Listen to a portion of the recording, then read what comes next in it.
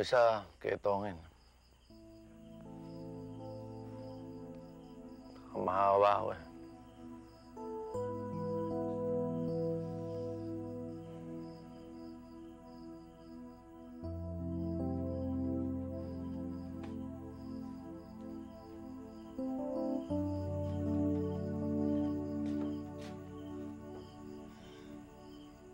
Nay, magaling na ho kayo. Hindi na kayo nakakahawa.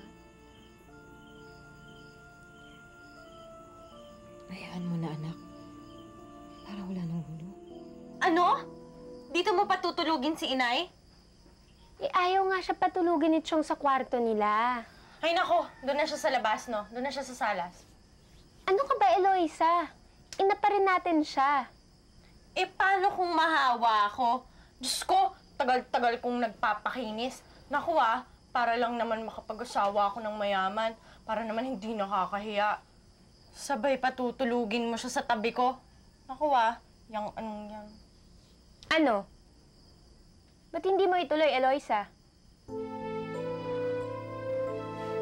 Wala.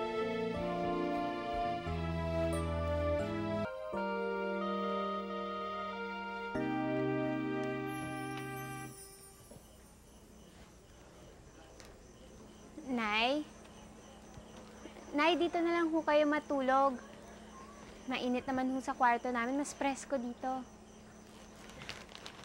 Paglalatag ko na ho kayo.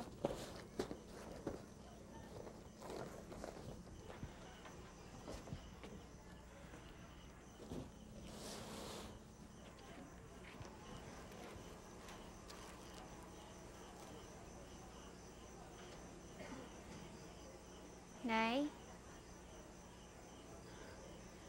Nay, mahiga na ho kayo, tapos ilalagay ko po tong kulambo.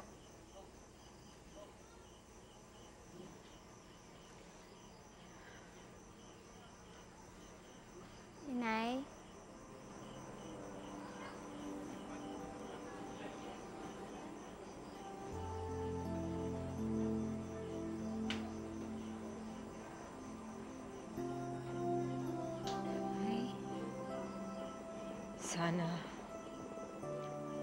Sana hindi na lang ako pinalabas ng kulyon.